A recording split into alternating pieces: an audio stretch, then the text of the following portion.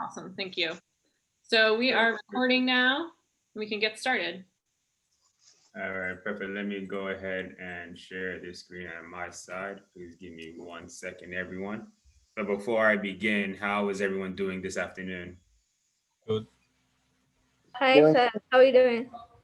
Doing well, doing well. Perfect, perfect. So let me How go you ahead doing, and Mr. Ward? I'm happy to be alive, sir. I have no complaints on my side. So let me go ahead and share my screen and please, oh, wrong slide here. So please let me know if you all see my screen. It should be there in a few minutes. Yep, we can see it. Perfect, perfect. So I'll go ahead and get started on my side. So thank you all so much for once again being a part of American Youth Works, which allows us to come and have another session of Autumn Horizons. So for those that do not know, my name is Michael Ward Jr. I am the president and CEO of Austin Urban Technology Movement, also known as Autumn. I do wear several different hats here in Austin, all pertaining around technology or workforce development inside this space.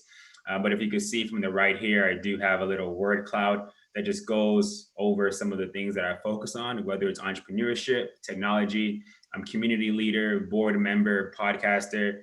So I do have many different other hats that I wear here in Austin, but it all pertains to either technology or workforce development or community development within inside that space. So, as I've said in previous conversations around Autumn Horizons, especially around why we are here today, there is a lack of diversity within inside the tech space, and that's one of the reasons why Autumn was created. That's one of the reasons why I left corporate America, where I was working at Oracle doing enterprise sales, and I left corporate America because, and from my opinion, from my perspective, there wasn't enough being done to actually change the trends. It wasn't enough being done to actually increase the individuals from the global majority inside the tech space. So this is some data points from 2017. It's showing the U.S. population for Hispanics, for Blacks, for Asians, for whites, and what does that look like? So we just look at 2017, we see that Hispanics were listed at 18% of the population and Blacks were at 13%. However, when we look at the other tech companies, or when we look at some tech companies such as Amazon, Dell, Uber, Groupon, Indendigo, Microsoft, etc., we see that they don't have nearly as much representation as they should have, at least from a US perspective.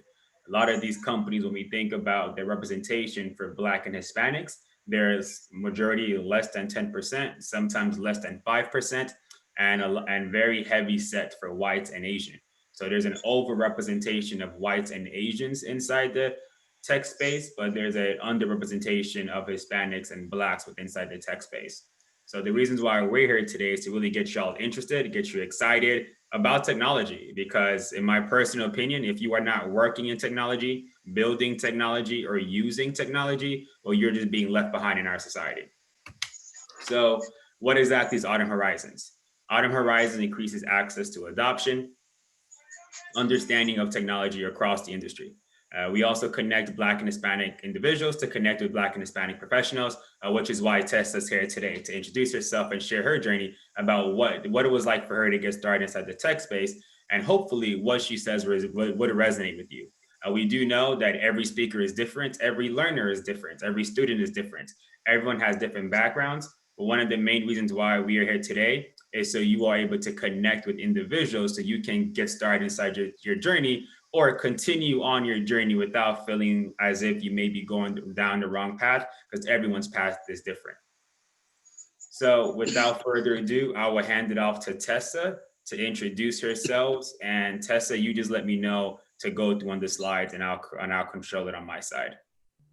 Okay, thanks. Thank you so much. Definitely, I want to say it's a pleasure to be here with all of you guys today. And so I want to make sure that this is more of a conversation. I want it to be interactive. So at any time, feel free to ask questions. I'll take pauses. I want you guys to ask me questions about the journey, about life, about the career path, about what it's like to be in a technical field, to be a woman, to be a minority. And so I will say this, that I'm very honest. So I'll be very honest with you about it, but I don't only speak to groups about just the career side of it, but also the life choices that it takes to actually obtain those careers. So if that's fair, introducing myself, Contessa Hoskins. I usually go by Tessa. That's usually what everybody knows me as, which is fine. If someone's calling me Contessa, that's usually either my mother, which means I'm in trouble in some fashion or form, or it's a bill collector of some fashion or form. So all friends and everything else are known as Tessa. And what I wanted to talk to you guys about is talking about the career journeys in tech spaces. No journey is straightforward. If anyone preaches to you and say they've had a perfect journey, I'm here to tell you, no matter what's on social media, no matter what's on Instagram, Facebook, what have you, that's probably someone that has never left the couch. It's never perfect. You're going to always have peaks and valleys. It's life. The main thing is to get the marketable skill set, to be accountable to yourself, and have some awareness. And as minorities, I think sometimes that we don't necessarily have the awareness as we should, but this is why I'm here today. And I mentor a lot of young people, some older than me as well, but especially a lot of younger people to help guide them through their journey. My background, I'm a double E undergrad, which is electrical engineering. I have a business degree as well. So I did executive MBA with SMU, Pony Up, here in Dallas, and sit on the boards for SMU and a couple other things. But I've worked across diverse industries. So I've worked in the petrochem, used to build and automate plants, your big Exxon, Chevrons, Nabisco. So I used to go out there looking like the village people with a hard hat and boots on and making sure things don't blow up, right? And I'm saying village people. Do you guys remember who the village people are? I might be dating myself a little bit here. I've worked in telecom. I've been in defense industry. So a lot of the big military government weapons, I spent over half my career there as well. And the defense industry with Raytheon for over 11 and a half years. I've done healthcare. I've done manufacturing when it comes to cell phones. I run businesses now. I've done the fintech and insurance as well. So I've spanned my career. Probably the only two areas I probably have not been in is probably heavy pharma and some sort of consumer packaged goods, which coming up may be one of my next two areas. Yes, thank you. Fintech is financial technology. Thank you. Someone saying that. I'm using the acronyms. So for me, I've grown my career from an individual contributor to an executive. So I moved my career from being the technical, quote unquote, technical engineer to more of the business. And then that's just my path. Some people prefer to stay highly technical, and there's nothing wrong with that. I just like taking the technology, turn it into the business where I make money. So what I tell people now is that the only thing I do is engineer money for companies. Any questions so far? What are ways that you do that? Like, how do you, like you say, you engineer monies for companies? Like in Yeah. what way? So different ways. So I will say that when I started with my career, one was taking on roles in like program management, project management, running big P&Ls. So a lot of my career was customer facing. So I'll take, for instance, with the defense industry, and I started that for before that was, let's say you have to get a big government contract in, and if you guys, however, put it to everyone, if you ever watched the Transformers movies, everything you saw that went on each piece of that equipment, Raytheon put something on. When you see that big Predator that came in and took pictures, snapshots, those big Predators are the things I used to help make. And I used to run big contracts to deliver them. So that's the money side, taking it and selling it to the DOD, Air Force, Marines, Navy. So, and all of those things are made right here in McKinney, Texas, believe it or not. So this is where you take the technology and you're selling it to customers. You're finding the value proposition for the customers, and you're actually making money, profitable money on it. And it's big money. Those things cost a lot. So that's what I've been doing for a lot of it, and translating that value from the technical side up to your C-suite executives, your CEOs, CFOs. And right now, all I do now is handle the money side and customers and making sure that we're profitable at it. Good question. Yes, thank you. No problem. Other good questions?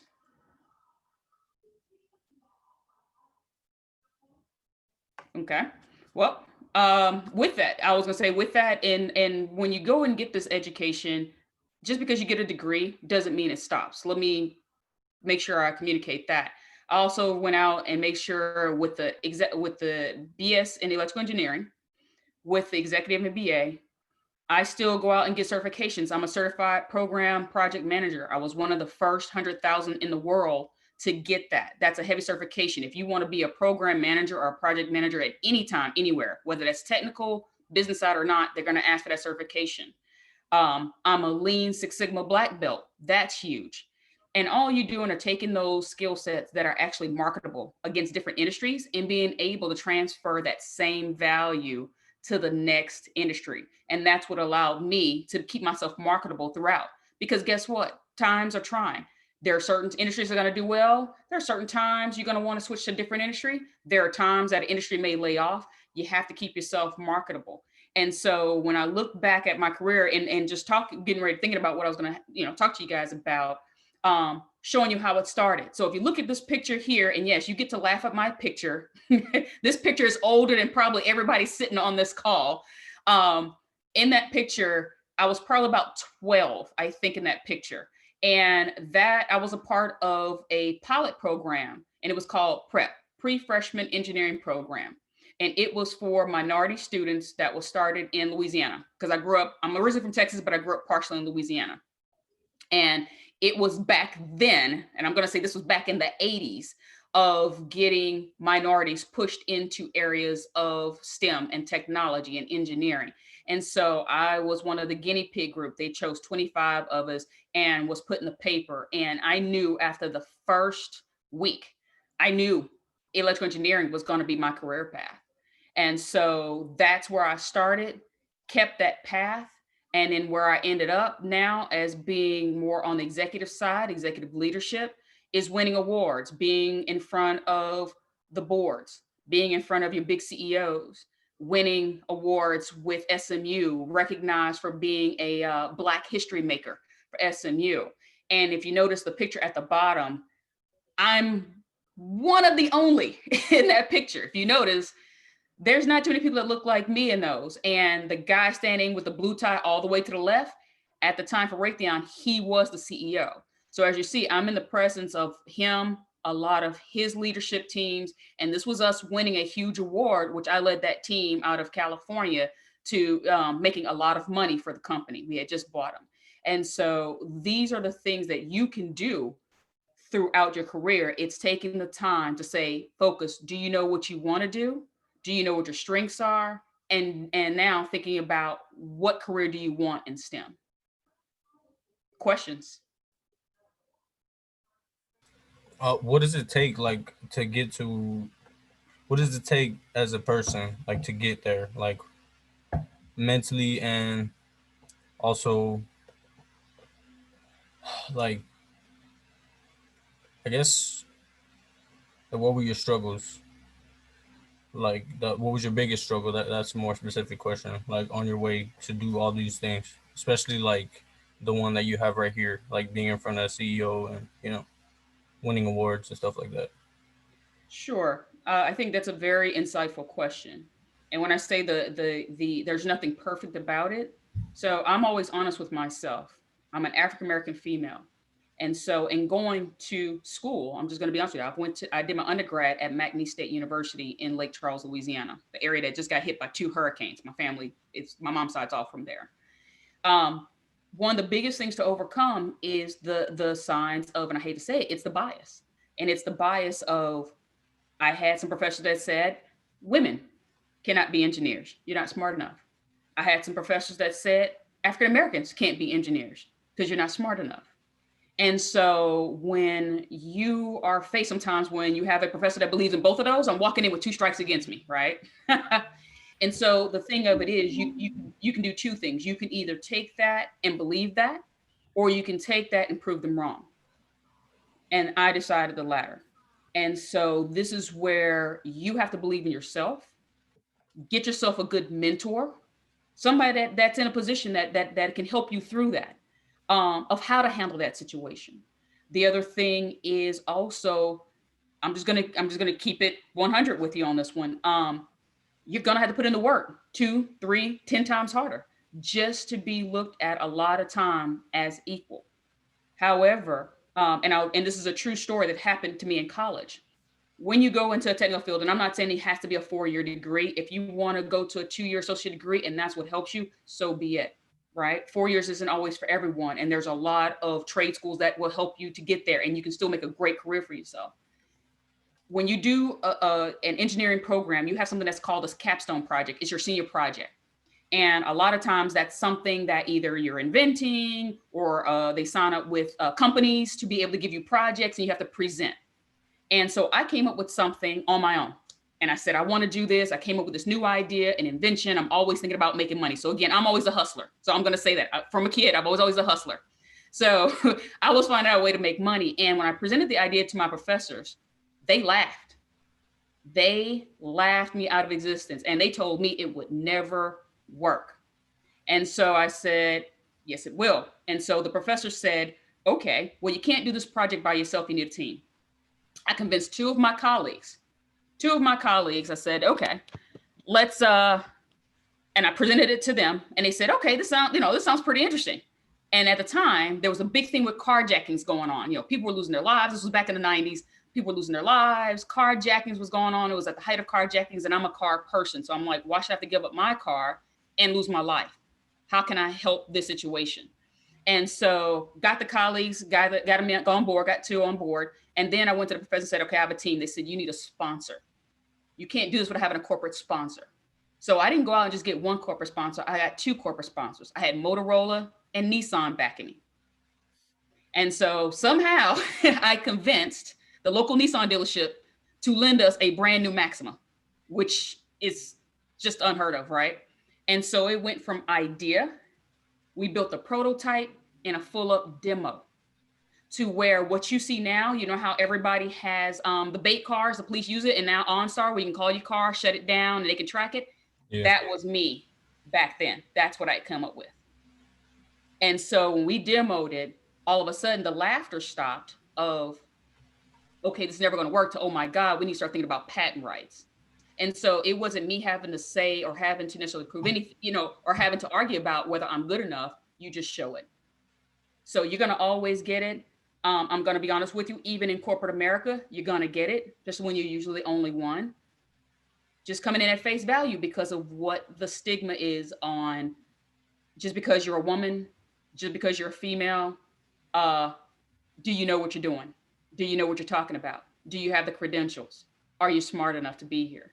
So when you start to get the respect factor and you get comfortable and you know what you're doing, trust me, it only takes one time for someone to do that where you show up. And a lot of times they'll look at my resume beforehand and you don't really have to answer those questions much anymore.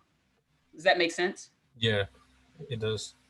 But it doesn't change. Right. I was gonna say, but it doesn't, I'm not gonna lie to you. It does not change no matter if I'm CEO, no matter if I'm VP, it does not mean and it does not change some of the thoughts in the room when I walk in. It does not change if I don't get followed, if I go to the mall, none of that really changes. Ignorance is ignorance and it's gonna be there. So you just have to make sure that you rise to the occasion and that you have the education to be able to handle the situation. Right. Good question. Other questions? I have a question. Sure. Like, what is so important for you in your career? Like, what is important things? The important things throughout the career, I'll tell you what, throughout your career, it's going to change. Your priorities are going to change. So when I first started out, my whole state of being was, I want to be this inventor. My whole thing is that I wanted to invent something that was great. And I thought I was going to go into the automobile industry, right? I wanted to have the first, like DeLorean, if y'all remember Back to the Future, and somewhere between the Knight Rider and DeLorean, that was going to be my invention. And it didn't work out that way. I went into plants and stuff like that. And so at one time in my career, I was all about the money. I go to the highest bidder, show me the money. And so, and that's a good thing. And there's nothing wrong with that. You just have to be honest with yourself. And then all of a sudden it changes to, do you know who you want to work for? Do you know now what your strengths are and what kind of roles you want to take? Now in my career, where I am in my career, it's now I think about not only how I represent, I always look at how the companies represent themselves and how they're going to represent me. Because now because I know my value.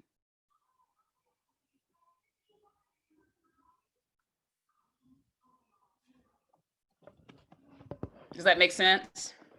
Yes, thank you. Like I like to become an engineer.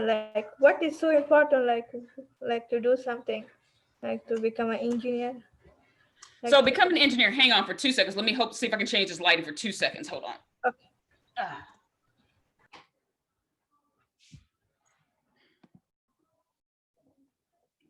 This is behaving weird today. Okay. Does that help a little bit better? I'm hoping. This lighting is just behaving weird in this room today. The one thing I can say is that for engineering, I will say this, for engineering, it is, you got to get your schoolwork done. Math is the number one thing. If you hate math. I like it. Like I finished in the school art classes for the math and I have good grade in the math. I like it. Okay, great. So math is the number one thing. The next thing is to think about what type of engineering you want to be in, because there's so many different types.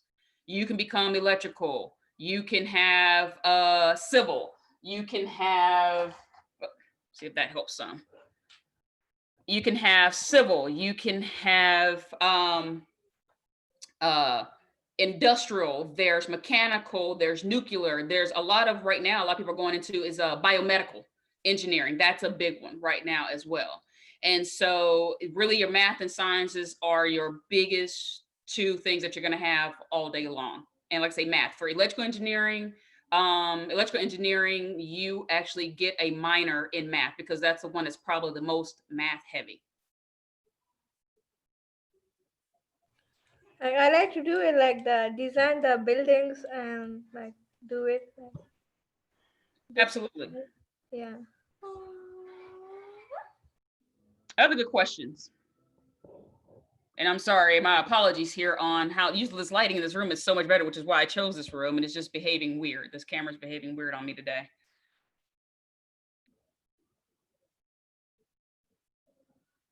This is Issa. I have one for you. Sure. What are some things you did outside of school to help you prepare for your career? The things outside of school that I did, I would say in the beginning, I worked my way through school. So I would say that, I lived on both sides of the tracks. I grew up a private school kid in the beginning. Parents got divorced, so things got a lot more challenging. The one thing that I did do was keep myself always aware of the technology that was going on around me, joining clubs, getting into competitions. So the person that says they like math, I'm a competitor. Find the competitions, get into the math, get into the math competitions, see what else is out there that will strengthen not only your network of the people that you know, but also there's money, there's scholarships, pride, of course, as well. But you also get to see the new things that are coming forward. Oh, you're on mute. Just kidding. What are some of the clubs or some of the competitions, I guess, that you excelled in? Sure. So in school, in grammar school, they had this thing in Louisiana. It was called, what was that thing called? It was like a yearly competition that you competed in math, science, some English, some everything else. And you did it through all the grades. And so I remember going my first time in 5th grade, and I went in science and I came out second. And second place was not good enough for me. So I was upset, totally upset. And so I remember telling my mother, I said, I'm going back again. And when I go back, I'm not going to lose again. So I went 6th through 12th. 6th through 11th grade was all math, never lost. And so you get these huge trophies, this huge recognition. And again, it keeps you sharp, right? It keeps you sharp. When you get into corporate America or even in college, I joined a sorority. I joined IEEE, which is the Electrical Engineering Society. So you always want to make sure and join your engineering societies. You also want to be able to start networking. And now this is easier now than what it was when I was there because of all the technology. This is where you start networking, going to your conferences, Go to your SHIP conferences for Hispanics. All right, the Hispanics can even go to the NSBE conferences. NSBE conferences are huge. This is where employers usually go to recruit minority talent. They go there, they focus there to get that minority talent. And staying connected and join those while in college, because they will press you on, and it's a great networking. For me now, even being in corporate America, I actually join my employee resource groups. I actually help sponsor some. I do things outside right now. I belong to an accelerator, which is an incubator. So all startups, new technology startups, that keeps me sharp. I help startups get funding, get their start. I help them build their business cases. And I belong to one here in the Dallas area as well. And looking at maybe joining one in Austin. So you never stop learning. You never stop staying connected. If you have an opportunity to venture out, by all means do that. And when I say venture out, I know COVID's going on right now, but you guys are young. Take advantage. If you don't have kids and you're single, take advantage. When you get into school, you have an employer and they want you to travel for them, travel. Take the assignment, go overseas. It's a great way to get experience, global experience, learning about yourself and learning about others. Other questions? But I have a small baby. And that's okay. And that's okay. Look, you have a look, and this is an interesting topic. I will say this is the part where women struggle more than anything else. So many women struggle, even in corporate America, about feeling guilty because if I'm not there 24/7, then I'm a bad mom. You do not have to make that choice. You may have to spend your money on a babysitter or on a nanny more. Yeah, I think so. Absolutely. But you can have both. It's just a little bit tougher, but you can definitely have both. Hey, I have colleagues that are engineers. Believe it or not, I have two colleagues that are engineers, and they could tell their story. They were teen parents. Now, that's a rarity, but they were teen parents, and both of them are doing extremely well. And they'll tell you it was tough. They didn't party like everybody else. Their priorities changed. And so you can do it. But I will say this is that for a woman, never feel guilty about choosing your career. You just have to do it a little bit differently. But it does not make you a bad mother or a bad parent. Yeah. Does that help make sense? Yes. Yes. Thank you. No problem.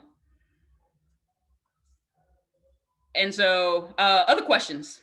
I just had a quick one. What was that one conference you said that it was good for Hispanics and other minorities? It was like the NSBE conference. Is that what you said? There's NSBE, that's the National Society of Black Engineers, but you also have I think it's SHIP. And SHIP is Hispanics, Society of Hispanic. I forgot what the full acronym means, but it's SHIP, SHIPE, I think. Yeah, so SHIP is SHPE, Society Hispanic for Professional Engineers.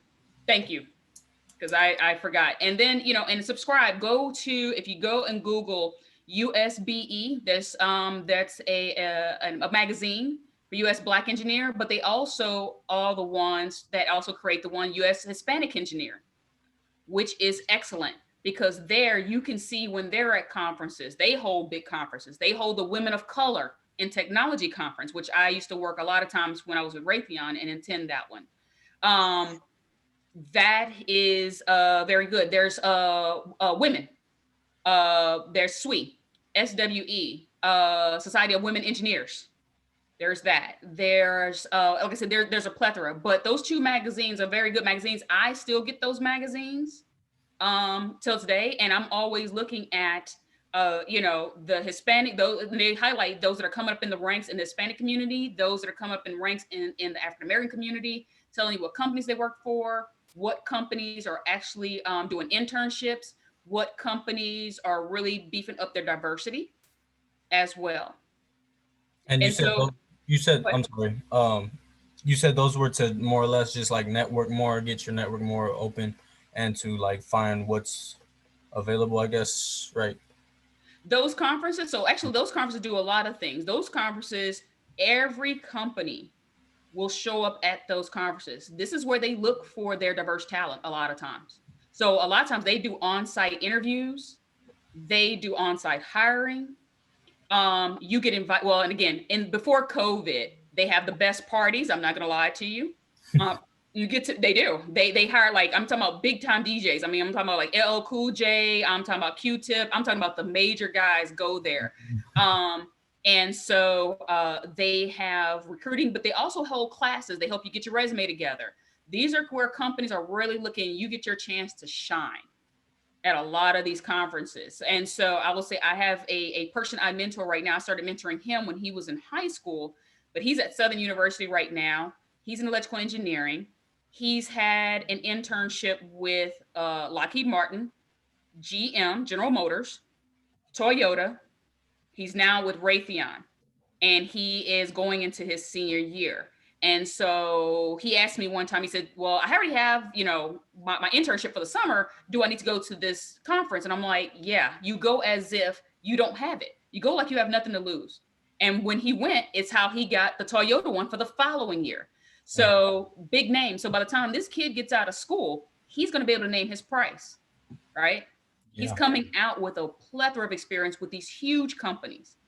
And so when you look at that, well, the first thing I would ask you guys to do is start thinking about, have a roadmap for yourself. Have a roadmap. Start mapping out, what do you want to do? And then map out and start looking up and saying, what does it take? What do these actual positions look for? And now you start getting with some mentors that'll help you and say, okay, if this is where you want to go and win, here are the gaps you need to fill to get there. I still do it till today. Anybody that works for me has to have a career plan. They have to know, because that's the way I help them. I keep my career plan updated and saying what's next. Yes, thank you. No problem. And so from the pictures here, the picture above on the upper right-hand side, this was one of the latest pictures. This was me working for MetLife, VP for MetLife. And the guy standing to my direct right is actually the president of the US business side. So this was at a conference, and we're standing up there with him because the team, we had to do this presentation, and my team won like best presentation or something like that, which was cool. But again, when you are a performer and you put yourself out there and you network, this is the things that you get invited to. The me below, this is one where I started my own thing. It was called Mind STEM, and it was about, again, encouraging young people getting into and staying with STEM type project and STEM type areas. And this is like where junior high school kids. And what happened is that I was giving them shirts to this, and the guy I mentor now actually came from that program that summer. So I still give back. I love mentoring, coaching, helping you guys out. Anything I can do to eliminate any pitfalls, help steer you in the right direction, I'm definitely open. You need a mentor. Get yourself a good mentor. Where can you find like people like that, like to mentor you like that? You have to pay. Yes, one right here where you are. You can start there. You can ask Mike, you can ask Isa, you can ask me. Two is, you guys are on, I'll say this, get on LinkedIn. Start now. Get on LinkedIn and make sure you have a good profile, good picture, make it professional, doesn't have to be perfect. And now you can actually look on LinkedIn and see who are in certain areas, certain spaces that you want to be in, certain companies, and connect with them and just say, hey, look, I'm looking to move in this direction. I'm looking, you may say, I'm looking for a mentor, connect with them and follow up. Now, I will say this, in mentoring, the role and the relationship of the mentor, the mentoring relationship is on the mentee. You have to want to be mentored. So it is up to you to formulate the relationship and keep that relationship going. But a lot of times people are willing to help. They really are. These are all good questions. Are you Daniel, I was going to ask, are you considering a role, a career in engineering or in the tech field? Yeah, in the tech field. Yeah, most definitely. What part of tech? I'm enrolled for the spring semester right now, for network administration. Oh, good. But I also have a relationship and I got like accepted with like Capital Idea, and they are gonna kind of help me more or less like figure because I wanted to do cybersecurity because it seemed really cool, like with traveling and the money and all that. But they were saying like sometimes you need a 4-year degree. So just the regular network administration would be a little bit quicker, but they said that that's not like a boundary or anything. They're just gonna give me like a which way to go, kind of more or less, will be easier or better for me. Correct. But yeah, this is all good. Like I'm trying to take note of whatever I can. No, this is good. So I was going to say cybersecurity right now is the hottest ticket going. It is. It's a hot ticket. And you being of a Latino descent, of Latinx descent, would be able to name your price. There's not many in there. So again, I come from a defense background, and right now there are so many companies right now that are begging for right now you can go to Raytheon website and look at their careers. They're begging for cybersecurity, network, IT, heavily type of engineering professionals. And so you can do two things. You can go and say, okay, let me get this degree and find my way into a company. And a lot of times companies will pay for you to get that extra degree. You show up and you do well, they have programs set up for more degrees and tuition reimbursements and that kind of stuff. And Raytheon's one of those places I know for sure that does it. But cybersecurity right now is a hot topic. It is a very, very competitive space where and the pay is very well. You said it was Radeon was the company? Raytheon, Raytheon. And so, but if you're Raytheon, Lockheed Martin, anybody in the defense space, the DOD, actually going even working for the DOD themselves, it is. If you notice, even in today, what they're talking about with even, I'll say this, the recent election, right? Was there tampering? That's all cybersecurity. That's all cybersecurity, keeping us safe at home and abroad. So I used to work with guys on the job that what people don't realize is that anytime the president gets on TV, there's a certain space of airwave that they have to clear out that is literally blocked off, that no one can go in. That's the cyber. They're keeping that line clear. Oh. So, and it's a very lucrative career path. It's not going away. Thank you. Other questions? Very good dialogue. No, not now. Thank you. Again, my apologies for this weird lighting that this thing is doing here. My surface is behaving weirdly. It's all good.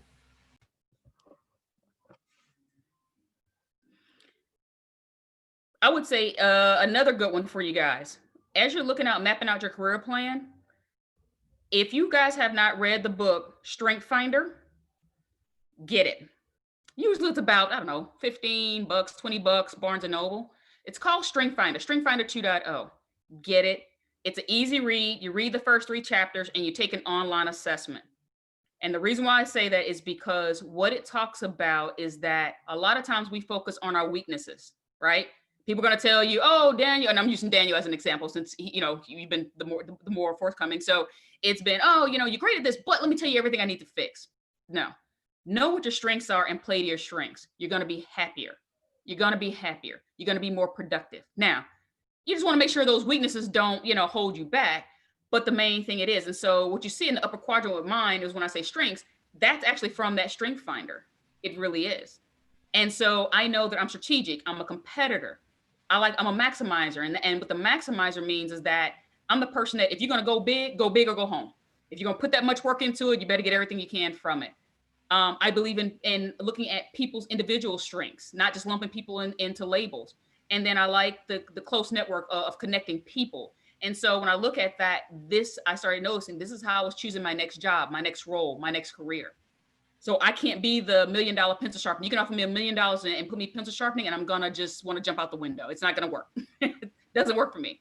So I have to be thinking strategically. And this is where this helps you start to say, okay, does the career I want align and play to my strengths? Right. Okay.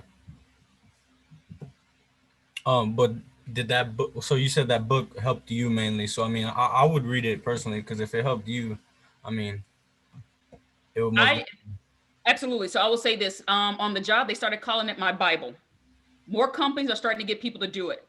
Every team I have, I get them to do it. Any mentee I have, I get them to do it and use it because it's really about not how smart you are. It's about how you operate. It's about how you live and breathe. So if I took Daniel out of his apartment today or out of his home today and put you at the North Pole ice fishing, if your one is competition, guess what?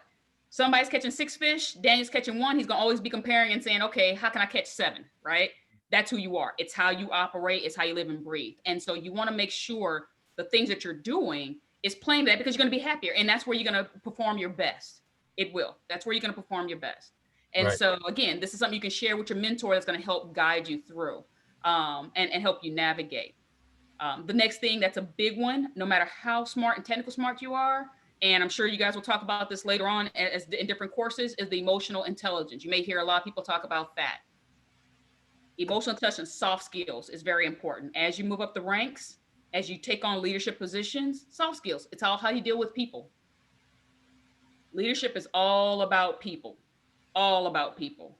And my time as a leader, I always tell my teams that they may report to me on paper, but actually they don't work for me. I actually work for them. My whole life is centered around their care and feeding. Are they being productive? What issues are they having?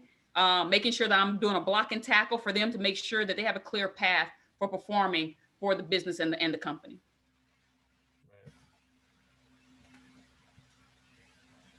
Other questions?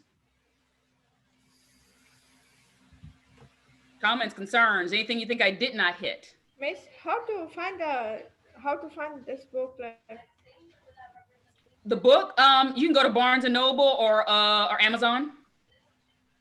okay. Yep. Strength Finder 2.0. 2.0. 2.0. Yes. Like I said, it's a very easy read. Like I said, you read the first 3 chapters really quick, and then there's a little tab that's going to give you a code, and you take the online assessment. And what I like about it, it's timed, so you can't overthink it. And then it'll tell you immediately what your top 5 are. It's going to come out and tell you what your top 5 are, and you can read. And the rest of the book is about what they are, what they do. The good parts of it, the pitfalls to watch out for, that kind of a thing. Yeah, I definitely think I'm gonna get it. I've been trying to make like personal investments, like trying to, especially if it's like gonna make me more like how you're saying with skills, like building skills. Absolutely. Make yourself more like valuable. Absolutely. And somebody asked me, about priorities. Here's the other thing too. And I will say this, I'm originally a Texan, Houstonian, but I grew up a lot in a smaller town too in Louisiana. The more you get out there, and this is from a life standpoint, the more you get out there and the more you start to experience more, I got news for you. Don't hold yourself back for other people, because they may say, you know what, Daniel's working for this job. He's pretty cool. He's not hanging out with us as much anymore. Well, guess what? Daniel's talking about these things now, and some people just never grow. You got to be aware of, especially if you want a job in cybersecurity. So I will say that means now you have to get a clearance.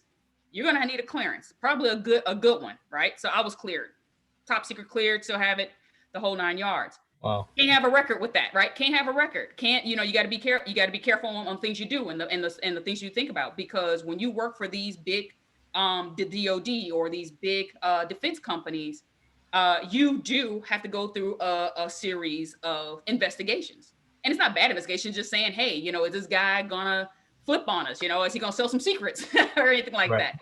So for you to get cleared, and so I always tell people that you always have to think about the things you do, whether it be in younger years or even up to your adult years, because depending on the size of clearance you have, they go back almost to birth.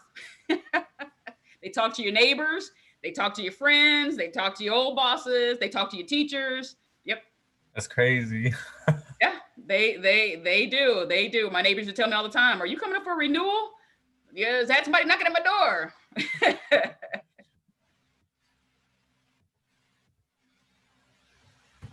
Other good questions.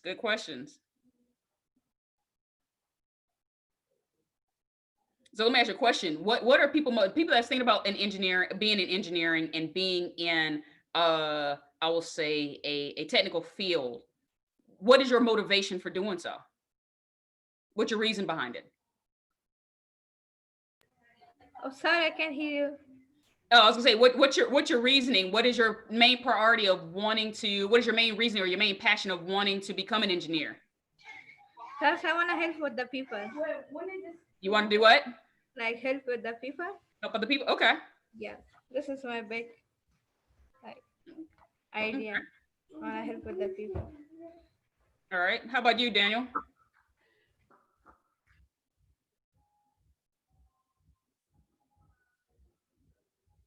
How about you, Daniel? Any particular top reason?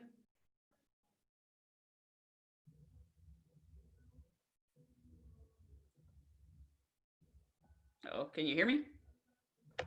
I'll go. My name is Jasmine. Oh, hi, Jasmine. Hi, how are you? So I am kind of into computers and I'm studying for my IT fundamentals right now. So I thought I could take that and like maybe apply for a job at Apple and they'd see, okay, I have experience or something. But also too, I figure I want to do like help desk stuff that is dealing with like computers. So I don't really know where I'm at. I kind of know a little bit, I guess. So I don't know if you have any advice for me, maybe. So sure, if that's where you're getting your credential, I would say the credentials and the certifications to start off. You may have to join a smaller company originally to get the experience underneath you. A lot of times your big apples, and I'm not saying that they don't pull from the technical schools. Sometimes they do. Apple, Microsoft, Amazon, these are just big corporate. They just are. They're just big corporations. And so you have a lot of players being thrown into the hat. So they're gonna. Oh, a lot of times they will look at the 4-year degrees first because again they do go to these like I said, the societies that you join. They do go and they look there for diverse applicants and diverse candidates. But if you decide to start that way, you may start off with a smaller organization first. But once you get that experience under your belt, that is what's going to help you. The education helps you get through the door, right? And the main thing that you want to do is never stop learning. And here's why. Once you're in this field, because it changes so fast, you don't think you're just going to take the certification and then, oh, that's it. I'm done. You're going to keep having to take either certifications. You're going to keep educating yourself, keep getting more experience. That's what's going to keep you competitive in this space. And even though, the statistics was shown before about the less of minorities a lot in this space, I got news for you. When I graduated with my degree undergrad, I was one of 3 females, only African American in the class. When I went to business school, I was one of 2 African American females. And I think we had less than 10 females in the entire class. So right now, from America's standpoint, we've kind of lost our step a little bit against other countries in keeping competitive and graduating people with STEM degrees. And that's the thing that we're trying to catch up with a lot. And so that's where a lot of companies have outsourced, but they're really trying to bring it back in. Does that kind of answer your question? Yeah, so basically just always staying up to date on the latest stuff and information. And yeah, that makes sense. Thank you for that. Oh, absolutely. And again, go out there. LinkedIn right now is the best professional social site there is. That's where all recruiters go. That's where people go to connect. I'm on it. And what you start to do and want to get yourself noticed, connect, follow Apple, share some of their stuff. When they post stuff, make good comments, nothing political, out there, but make good comments. It starts to help you get noticed out there. But you also get to look at the jobs that they post and see what are they looking for. It also gets to help recruiters. The main thing is having those connections. And when you network not only to say, hey, give me a job. You're networking to say, what can I do for you? Right. That's the way you start to network because people do remember.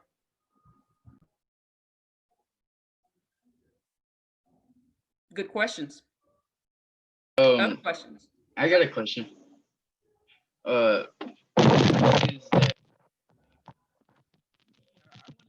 own like brand, like clothing brand and shoe brand? Uh-huh. I have a friend. He actually has experience with like he said registered business. Uh-huh. He was telling me something, but he knows about advertisement and marketing because he has experience with it. And he said he was willing to help me. It's just I'm not good with like making designs, so I just gotta work. I'm sorry, you break it up a little bit. It's I was thinking like how much like when you make a design or a logo, how long would it take for you to like actually have the final presentation.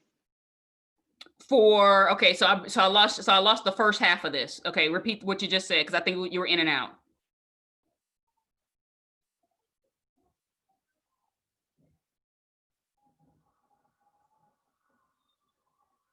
Did I lose him? You kind of cut off there for a minute. Oh, okay, repeat. No, I'm sorry. Repeat what you're saying because you cut out the first half of it. You said you were trying to do a logo. Yeah, for a business, and I was wondering like how long would it take for you to have like a final presentation? Because I know like I can start out on a draft. It's just I just want it to be like structured so that when it goes out there, people would look at it professionally.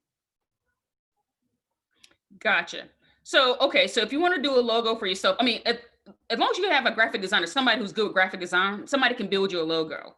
Yeah, Now, I know how to do graphic design. It's gonna take time for me because like I'm still kind of getting some of the things that are in graphic design are kind of new to me, okay, and most of the things I already know. okay. Yeah, so it's just really with that.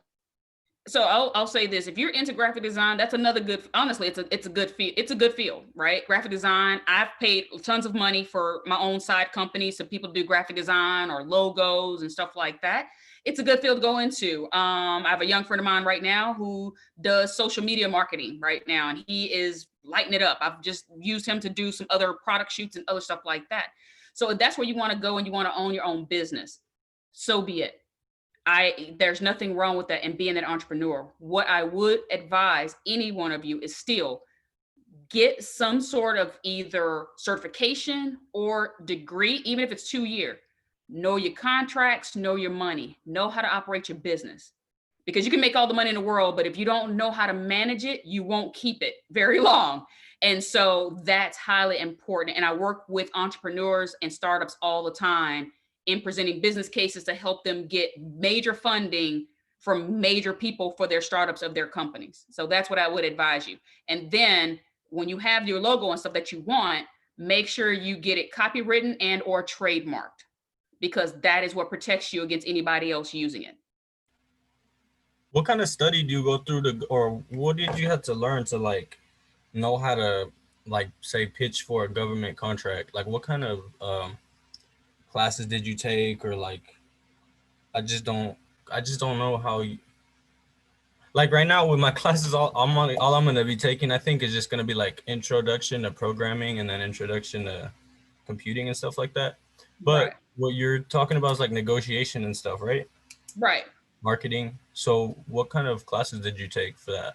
I'm just thinking like in the future, like I kind of like your aspect of like taking what you learned in the tech field and then just like making money from it, or just I also wanted to be in business too. Like before I was at AYW, I wanted to study for business. So like I don't want to ask you like what your whole career road path was, but like I guess like I said before, what classes did you take for that? Like for No, that's fair. So I'll be honest with you. Some of this was on the job. Some of this came on the job. When we all get out of school, just like you, right? You're trained to be an engineer. You're trained to think a certain way. And a lot of times you get technical. I was always just a big thinker. So I always loved the money side. Like I said, believe it or not, I hate to say it. Again, I always found a way, even as a kid, I always found a way to make money. I just did. I had people working for me at a young age. You know, I hate to say I could sell my answers in school. I was always ahead of my teams and stuff. It was a mess, right? So it was always an entrepreneurship side of it. And the point of it is that once you get on the job, there's a couple of things. One, a lot of times the job, and I'll say like the Raytheons, they have like online classes you can take. They'll talk about contract negotiations, you have contracts, and they can send you to certain classes even when you're on the job. The other thing you have is that going back in what you can do, a lot of either universities or colleges will let you pair your technical degree with like a piece with the business. And so you can see if they have any business classes on that. Now, when it gets to government contracting, it takes a slightly different thing because there's so many different rules. A lot of times you will get that on the job. So again, I was getting into it and you know the basics, but now I had to learn on the job the nuances of what you can and cannot do, what you have to disclose and what you don't have to disclose, right? How their money moves. And now that just simply raising your hand and actually going to a contract person that says, hey, let me sit here with you. I need to know this because I am the one that's managing this contract. You know, I'm the one who have to deliver the profits on this. Let me see what this looks like. And a lot of times they have classes on the job to help you to do that. So you'll get there. If you're interested, just make sure that you tell you make sure you inform your managers. And as they're doing your career plans and your next steps in your career, of making sure you communicate and say, this is where I want to go. What do I need to get there? And look and see what the company offers. Right. Okay. Yeah. Yep. So that makes a lot of sense. So just depending on like what company you work for and what they offer, they should have like classes there to like certify you, depending on. They do. And then again, for me, there's certain things that you can be certified in that company for. But then also, like I said, I did a master's in business from SMU. Now, it doesn't mean you have to be SMU. Lord knows SMU is expensive. Great school, but it's expensive. But also, I wanted to know more that now makes me more marketable across. It's not just tied to one thing. So this is where you do stuff inside the company, and you always make sure how you're marketable outside the company, right? It's always what keeps you marketable. And even at the end of the day, when I look at it from entrepreneurship side, you may say, okay, I've done this in the industry, and you say, I want to do my own consulting. I know my cybersecurity. I want to start my own cybersecurity consulting company. Now you have the knowledge to say, I understand how this works. I know who the clients are. I know who the suppliers are. And now you can start to have those conversations a lot better. I see. Because basically what I'm doing is learning a skill or skill set to work for another company when I could take that knowledge of how to do that. And then, like you said, studying business or whatever it was. And then, Absolutely. use the learning never mindset. stops. Yeah. Absolutely. The learning never stops. So I think you're on the right path right now. You get the basics of the technical side that get your foot in the door. And the better you perform, the people are going to notice you. You make sure there's two things. One, that you're performing, an A player, a team player, and then also get to know your network inside your company. And you look for a mentor inside the company. You look for a champion inside your company. Somebody's going to say, you know what? I like what I see in Daniel. He has a lot of potential. And they're going to drag you along. They're going to start giving you more assignments. They may put you on travel. They may ship you out overseas. There's a lot of things that happen. You may see yourself going to a leadership class for managers. They're prepping you and getting you ready. But as long as you're taking that and that ball's rolling, you'll be learning so much more. So it will come. It will definitely come. Cool. Yeah, that was a good answer. Thank you. No problem. It just may not come overnight. That's the only thing I was going to say. That the younger generation, everybody wants to be CEO at, I get it. Absolutely. Look, I was supposed to be CEO at 30. I missed it by that much, right? So I totally get it. But before you know it, you can move very fast. I mean, there's times when I've had a double or a triple promotion. Wow. Yeah. But most of the time, and I'm just going to say it, as an African-American female, I had to already show that I was basically doing the job, right? Yeah. And now you can have that conversation because now I can go with a paper and say, here's my proof. I've been doing XXX. Let's look at this role. But I also made sure I had a connection and would make sure that I knew my executives and what can I do for them. So all of a sudden they started knowing my name. My name was coming up in meetings, right? And they're like, okay, let's call her. And the first time it happened, I was sitting at home. I was literally working from home and I get a call from one of the big CEOs, one of the big C-suite executives, his admin, and says, hey, this guy wants you in his office on Monday. I was like, what? I'm like, whatever they said, I didn't do it, And so they're like, no. And sure enough, it was like instant lightning. This guy had me on the road. I was doing mergers and acquisitions. I was running, flipping companies and doing all these things for him when he could have chosen anybody else out there. But he trusted me to do it. And so that means now you have to come through. It's going to happen. And like I said, keep the mentors, because they're going to say, hey, Daniel, is this the right move for you to make right now? Or wait a minute, you may not be ready yet. Let's do this, this, and this. And now you can get there. So it's good to keep good mentors. Okay. That's a big one. Have a good mentor. And you can have more than one. And they don't have to look like you. The majority of my mentors do not look like me. The majority of my mentees do not look like me. So it's okay to keep that diversity. Okay. And I see Mike has just come on. So I think we're just about out of time. Yeah, the only thing I wanted to add though as well, and everything that she said, Tessa, was amazing and fantastic.